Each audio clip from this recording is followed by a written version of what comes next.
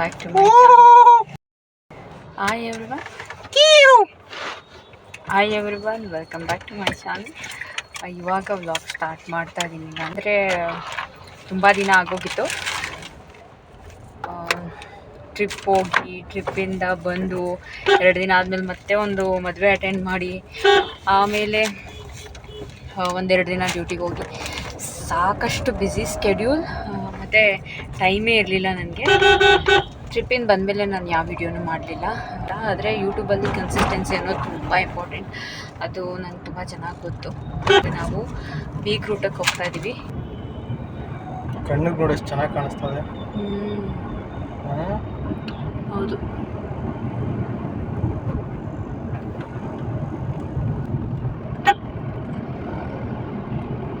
ಒಂಥರ ಇದೋ ಮೈಸೂರು ಹೋದಂಗೆ ಆಯ್ತದೆ.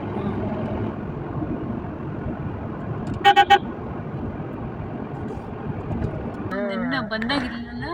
ಇನ್ನೇನು ಹಬ್ಬ ಗೊತ್ತಲ್ಲ, ಕೊಂಡೆ ಗಿಂಡೆ ಎಲ್ಲ ಈಗ ಹಾಕೋರೆ ಸಕಲಾಗೈತು. ಯಾವತ್ತಂತೆ ಹಬ್ಬ ನಡೀತಾ ಇದೆ ಅಲ್ಲೇ ಒಂದು ವಾರದಿಂದ. ಬಂದ್ವಿ. ಇದು ಚಾಮನಹಳ್ಳಿ. ಈ ಮನೆ ಮತ್ತು ಈ ಊರಲ್ಲಿ ನನ್ನ ಹಸ್ಬೆಂಡ್ ಚೈಲ್ಡ್ಹುಡ್ ಕಳೆದಿರೋದು. ಹಂಗಾಗಿ ಅವರು ಇದೊಂದೇ ಮದುವೆ, ಆಮೇಲೆಲ್ಲ ಇಲ್ಲಿಗೆ ಬರೋದು ಸ್ವಲ್ಪ ಕಡಿಮೆನೇ ಆಗುತ್ತೆ ಅಂತೇಳಿ ಬೀಗ್ ರೂಟಕ್ಕೂ ನೈಟೇ ಬಂದ್ವಿ. ಇಲ್ಲಿ ಹಬ್ಬ ನಡೀತದೆ, ಏಳೂರಮ್ಮನ ಹಬ್ಬ ಅಂತೇನೋ ನಡೀತಾ ಇದೆ. ಪರಿಚಯ ಇಲ್ದಿರೋ ಕಡೆ ಹೋಗೋಕ್ಕಾಗಲ್ಲ, ಹಿಂಸೆ ಅನಿಸುತ್ತೆ. ಯಾರಾದರೂ ಪರಿಚಯ ಇದ್ದರೆ ಮಾತಾಡ್ಬೋದು. ಇಲ್ಲೇನಂದರೆ ನನ್ನ ಹಸ್ಬೆಂಡ್ ಕಡೆ ಸಂಬಂಧ ಆಗಿರೋದ್ರಿಂದ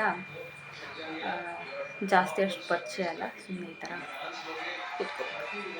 ಈ ಊರಲ್ಲಿ ಹಬ್ಬ ನಡೀತಿದೆಯಲ್ಲ, ಹಬ್ಬ ಮುಗಿಯೋವರೆಗೂ ಯಾವುದೇ ರೀತಿ ಒಗ್ಗರಣೆ ಹಾಕೋಂಗಿಲ್ಲ. ಆ ಒಗ್ಗರಣೆ ಇಲ್ಲದೆ ಅಡುಗೆ ಮಾಡ್ಕೋತಾರೆ. ಗೆಸ್ಟೆಲ್ಲ ಬಂದಿರೋದ್ರಿಂದ ಚೌಟ್ರಿಲೇ ಡಿನ್ನರ್ಗೆ ವ್ಯವಸ್ಥೆ ಮಾಡಿಸ್ಬಿಟ್ಟಿದ್ರು. ಹೇಗಿದ್ರು ಚೌಟ್ರಿಲಿ ಇವಾಗ ಅಡುಗೆಗೆ ಎಲ್ಲ ತಯಾರಿ ನಡೀತಾ ಇದೆ ಬೀಗ್ ರೂಟಕ್ಕೆ. ಹಂಗೇ ನಮಗೂ ಕೂಡ ಡಿನ್ನರ್ಗೆಲ್ಲ ವ್ಯವಸ್ಥೆ ಮಾಡಿದರು. ನಾವು ಚೌಟ್ರಿಗೆ ಹೋಗಿಯೇ ಡಿನ್ನರ್ ತಿಂದ್ಕೊಂಡು ಬಂದ್ವಿ. ಹಾಗೆ ಡೆಕೋರೇಷನ್ ಎಲ್ಲ ಮಾಡ್ತಾಯಿರಲ್ಲ, ಅದೆಲ್ಲ ನೋಡಿಕೊಂಡು ಅಲ್ಲೇ ಸ್ವಲ್ಪ ಹೊತ್ತು ಟೈಮ್ ಸ್ಪೆಂಡ್ ಮಾಡಿ ಮನೆಗೆ ಬಂದ್ವಿ. ಇದು ಮಾರ್ನಿಂಗ್. ಎದ್ದ ತಕ್ಷಣವೇ ಹಾಲು ಕೊಟ್ಟಿದ್ದರು, ಹಾಲು ಕುಡಿತಾಯಿದ್ವಿ. ಹಾಲು ಸಾಮಾನ್ಯ ಕುಡಿಯೋದೇ ಇಲ್ಲ ಬೆಳಗ್ಗೆ ಎದ್ದು. ಹೊರಗಡೆ ಹೋದಾಗ ಏನು ಮಾಡೋಕ್ಕಾಗಲ್ಲ, ಕುಡಿತೀವಿ ಅಷ್ಟೇ. ಬಟ್ ಹೊರಗಡೆ ಹೋದಾಗ ಅದು ಕುಡಿಯಲ್ಲ ಎಲ್ಲ ಹೇಳೋಕ್ಕಾಗಲ್ಲ. ಕಾಫಿ ಬದಲು ಹಾಲೇ ಬೆಸ್ಟ್ ಅಂತ ಹಾಲನ್ನೇ ಕುಡಿತಾಯಿದ್ವಿ. ಆ್ಯಕ್ಚುಲಿ ನಾನು ವ್ಲಾಗಲ್ಲಿ ಯಾರನ್ನೂ ತೋರಿಸೋದಿಲ್ಲ. ಇದೊಂಥರ ಟ್ರಯಲ್ ವ್ಲಾಗ್. ನಾನು ಫಸ್ಟ್ ಟೈಮ್ ಮಾತಾಡ್ತಾ ಇರೋದು ಡೈರೆಕ್ಟಾಗಿ ಈ ಥರ, ನನಗೆ ನಾನೇ ಧೈರ್ಯ ತೊಗೊಳೋದಕ್ಕೆ ಮತ್ತು ನನಗೂ ಅಭ್ಯಾಸ ಆಗಲಿ ಅಂತ ಈ ಥರ ವ್ಲಾಗ್ ಮಾಡೋದು. ಕಂಟೆಂಟ್ ಇರಬೇಕು ವಿಡಿಯೋದಲ್ಲಿ, ಸೊ ಅದನ್ನು ನಾನು ಮುಂದೆ ಮಾಡ್ತಾ ಹೋಗ್ತೀನಿ. ಸದ್ಯಕ್ಕೆ ಇದು ಟ್ರಯಲ್ ಅಷ್ಟೇ. ಎದ್ದು ಎಲ್ಲ ತಿಂದು ಸ್ನಾನ ಮಾಡಿ ರೆಡಿಯಾಗಿ ಈಗ ಹೋಗ್ತಾ ಇದ್ದೀವಿ. ನಾನು ಈಗಷ್ಟೇ ರೆಡಿ ಆದೆ. ಲಿಪ್ಸ್ಟಿಕ್ ಒಂದು ಹಾಕಬೇಕು ಅಷ್ಟೇ. ಈ ಇಯರಿಂಗ್ಸ್ ನಾವು ಊಟಿಲಿ ತೊಗೊಂಡಿದ್ದು, ಈ ಡ್ರೆಸ್ಗೆ ಮ್ಯಾಚ್ ಆಗ್ತಾ ಇದೆ ಅಂತ ಹಾಕಿದ್ದೀನಿ. ಏರ್ ಬಿಡ್ತೀನಿ. ಸೊ ಸದ್ಯಕ್ಕೆ ಇಷ್ಟು ರೆಡಿಯಾಗಿದೆ. ಲಿಪ್ಸ್ಟಿಕ್ ಒಂದು ಹಾಕಬೇಕು ಅಷ್ಟೇ. ಜನ ಬರೋದಕ್ಕಿಂತ ಮುಂಚೆ ನಾವೇ ಫಸ್ಟ್ ಹೋಗಿದ್ವಿ, ಮತ್ತು ನಾವೇ ಫಸ್ಟ್ ಊಟ ಕೂಡ ಮಾಡಿದ್ದು. ಹಾಗೆ ಎಲ್ಲನೂ ಮಾತಾಡಿಸ್ಕೊಂಡು 3-3:30 ಅಷ್ಟರಲ್ಲಿ ನಾವು ಹೊರಟ್ವಿ. ಊಟ ಅಂತೂ ತುಂಬ ಚೆನ್ನಾಗಿತ್ತು. ಮತ್ತು ಹೊರಗಡೆ ಬೀಡ, ಹಾಗೆ ಫ್ರೂಟ್ ಸಲಾಡ್, ಐಸ್ ಕ್ರೀಮ್ ಎಲ್ಲ ವ್ಯವಸ್ಥೆ ಮಾಡಿದ್ರು, ಚೆನ್ನಾಗಿತ್ತು. ತಿನ್ಕೊಂಡು ಹೋಗ್ತಾ ಇದ್ವಿ. ಇವಾಗ ಊರ ಕಡೆ ಹೋಗ್ತಾ ಇದ್ವಿ. ಇವತ್ತು ಮಾರ್ಚ್ 1ನೇ ತಾರೀಕು. ಈ ವರ್ಷ 2 ತಿಂಗಳು ಕಳೆದೇ ಹೋಯ್ತು. ಹೆಂಗ್ ಕಳೀತು ಅನ್ನೋದೇ ಗೊತ್ತಿಲ್ಲ. ಮಾರ್ಚ್ 1ನೇ ತಾರೀಕು ಒಂದು ಬಂದ್ಬಿಡ್ತಾ. ಸ್ಟೀಲ್ ಪಾತ್ರೆ ಇಲ್ಲ ಅಂದ್ರೆ ಬಂದ್ಬಿಡೋದು. ಓಕೆ, ಸ್ಟೀಲ್ ಪಾತ್ರೆ ಬೇಕು ಹಾಲು ಕಾಯಿಸೋಕ್ಕೆ. ಅದಿಲ್ಲ ಅಂದರೆ ಬಂದ್ಬಿಡೋದು ಅಷ್ಟೇ. ಅಷ್ಟೇ. ಇನ್ನು ಮಂಡ್ಯದ ಡಿ ಮಾರ್ಟಲ್ಲಿ ಶಾಪ್ ಮಾಡೋಣ ಅಂತ ನಿಲ್ಲಿಸಿದ್ವಿ. ನನಗೆ ಪಾತ್ರೆ ತೊಗೊಳೋದಿತ್ತು. ನಾನು ಹೋದ ವ್ಲಾಗಲ್ಲೇ ಹೇಳಿದ್ದೆ, ನಾನು ನನ್ನ ಹತ್ರ ಇರುವ ಅಲ್ಯೂಮಿನಿಯಂ ಪಾತ್ರೆ ಎಲ್ಲನೂ ರೀಪ್ಲೇಸ್ ಮಾಡ್ತಾಯಿದ್ದೀನಿ. ತಿಂಗ್ಳಿಗೆ ಒಂದೊಂದು ಪರ್ಚೇಸ್ ಮಾಡ್ತಾಯಿದ್ದೀವಿ ಅಂತ. ಒಟ್ಟಿಗೆ ತೊಗೊಂಡ್ರೇ ಹಿಂಸೆ ಆಗಿಬಿಡುತ್ತೆ, ನಮಗೆ ಜಾಸ್ತಿ ಬಡ್ಜೆಟ್ ಆಗುತ್ತೆ ಅಂತೇಳಿ ತಿಂಗ್ಳಿಗೆ ಒಂದೊಂದು ತೊಗೋಬೋದಲ್ಲ ಅಂತ ತೊಗೋತಾ ಇದ್ದೀವಿ. ಸೊ ಅದಕ್ಕೋಸ್ಕರ ಹಾಲು ಕಾಯಿಸೋಕ್ಕೆ ಮತ್ತು ಬಿಸಿನೀರು ಇಡೋಕ್ಕೆ, ಮೊಟ್ಟೆ ಎಲ್ಲ ಬೇಯಿಸೋಕ್ಕೆ ನನಗೆ ಒಂದು ಪಾತ್ರೆ ಬೇಕಿತ್ತು. ಎಲ್ಲದಕ್ಕೂ ಆಗೋ ಥರ ಒಂದು ಪಾತ್ರೆ ತೊಗೊಂಡೆ. ಚೆನ್ನಾಗಿತ್ತು, ಸಖತ್ ತೂಕ ಇದೆ ಮತ್ತು ಸಖತ್ ಕ್ವಾಲಿಟಿಯಾಗಿದೆ. ಹಾಗೆಯೇ ಇನ್ನೊಂದಷ್ಟು ಕೂಡ ತೊಗೊಂಡ್ವಿ. ಏನೋ ಒಂದು ತೊಗೊಳಕ್ಕೆ ಹೋಗಿ 1-2-3 ಹಾಗೆ ಆಗುತ್ತೆ. ಡಿ ಮಾರ್ಟ್, ವಿಶಾಲ್ ಮಾರ್ಟ್ ಈ ಥರ ಶಾಪಿಂಗ್ ಮಾಲ್ಗಳಿಗೆ ಹೋದರೆ ಇದೇ ಕತೆ. ಇವಾಗ ಡಿ ಮಾರ್ಟ್ ಹೋಗಿ ಬಂದ್ವಿ. ಬಲ್ಬು, ಚಾರ್ಜರ್ ಬಲ್ಬ ಇದು? ಏನಕ್ಕಿದು? ಬಾತ್ರೂಮ್.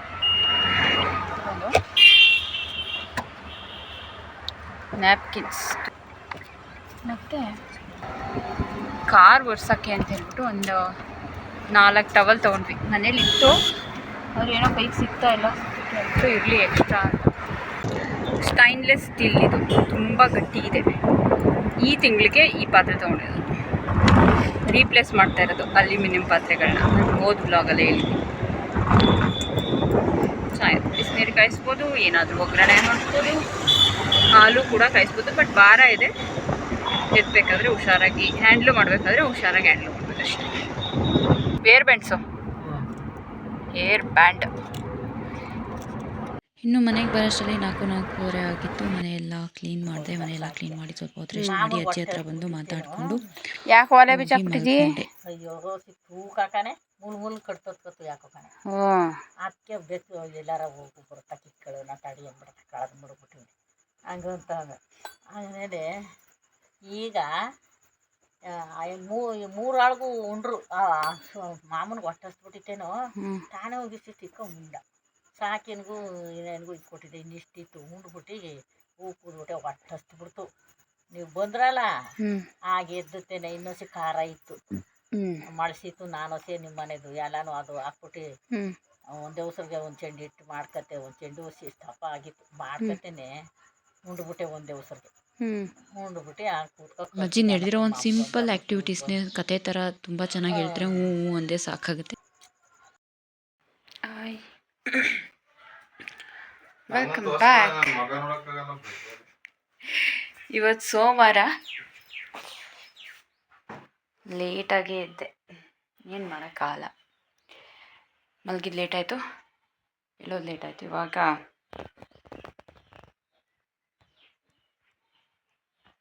ಮಸಾಲ ಟೀ ಅಂತ ಹೇಳ್ಬಿಟ್ಟು ಇದರಿಂದ ತಂದಿದ್ವಿ ಊಟಿಯಿಂದ, ಅದನ್ನು ಟೇಸ್ಟ್ ಮಾಡ್ತಾಯಿದ್ದೀವಿ. ಅಂದರೆ ಅದಕ್ಕೆ ಹಾಲು ಹಾಕೋದಿಲ್ಲ, ಹಾಗೆ ಸಕ್ಕರೆ ಹಾಕೋದಿಲ್ಲ. ಸೊ ಹಂಗೆ ಮಾಡ್ಕೊಂಡು ಕುಡಿಬೇಕು. ಆ ಥರ ಗ್ರೀನ್ ಟೀ ಥರ, ಬಟ್ ಅದಕ್ಕೆ ಸ್ವಲ್ಪ ಮಸಾಲೆ ಎಲ್ಲ ಆ್ಯಡ್ ಮಾಡಿರ್ತಾರೆ ಅಷ್ಟೇ. ಇವತ್ತು ನನಗೆ ವರ್ಕ್ ಇದೆ, ವರ್ಕಿಗೆ ಹೋಗಬೇಕು ಆ್ಯಸ್ ಯೂಶ್ವಲ್.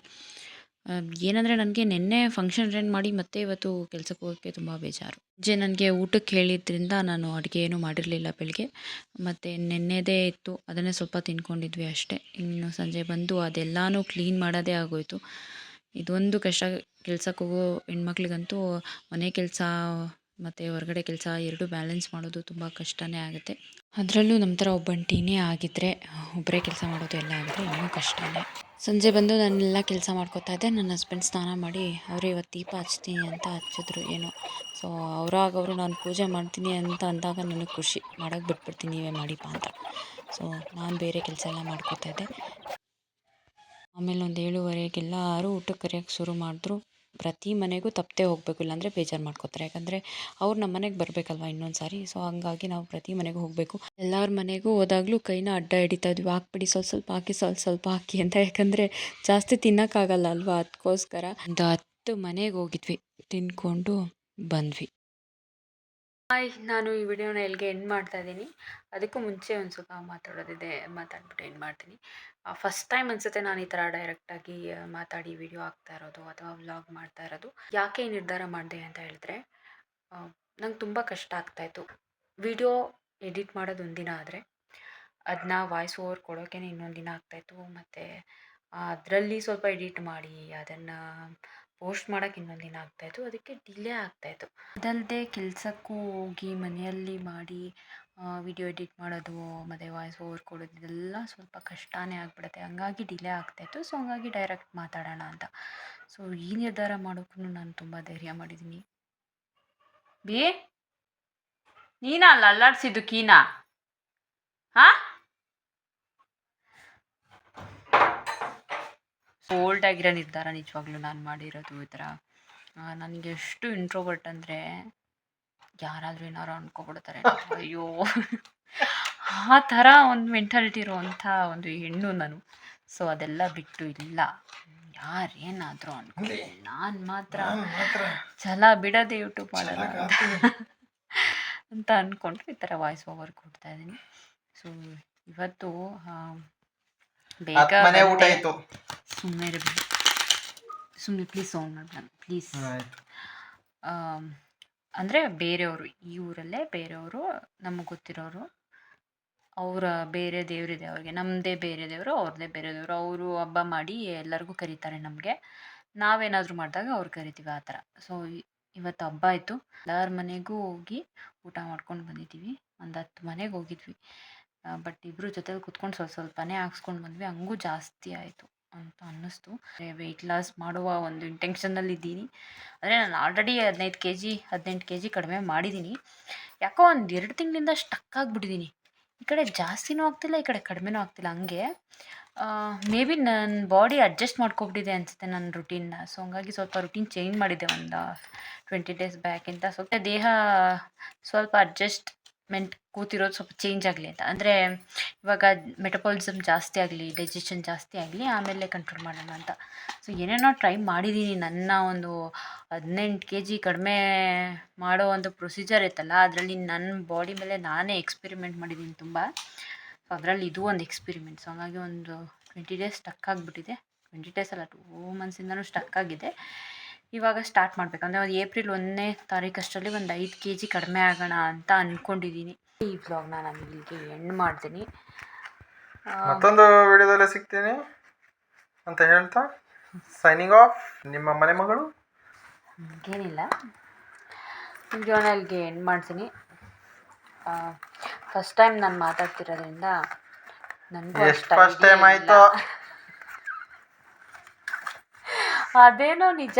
ಎಷ್ಟು ಫಸ್ಟ್ ಟೈಮ್ ಆಗಿದೆ, ಎಷ್ಟು ಸಾರಿ ಮಾತಾಡಿ ಡಿಲೀಟ್ ಮಾಡಿದ್ದೀನೋ, ಅಪ್ಲೋಡೇ ಮಾಡಿಲ್ಲ. ಈ ವಿಡಿಯೋ ಅಂತೂ ಮಿಸ್ ಮಾಡ್ದಂಗೆ ಅಪ್ಲೋಡ್ ಮಾಡ್ತೀನಿ. ಆದಂಗೆ ಆಗಲಿ, ಏನಾದರೂ ಅಂದ್ಕೊಳ್ಳಿ, ಖಂಡಿತ ಇಲ್ಲ, ಇದು ಹಿಂಗೆ ಅಪ್ಲೋಡ್ ಮಾಡಿರ್ತೀನಿ. Thanks for watching. Bye bye. Say bye.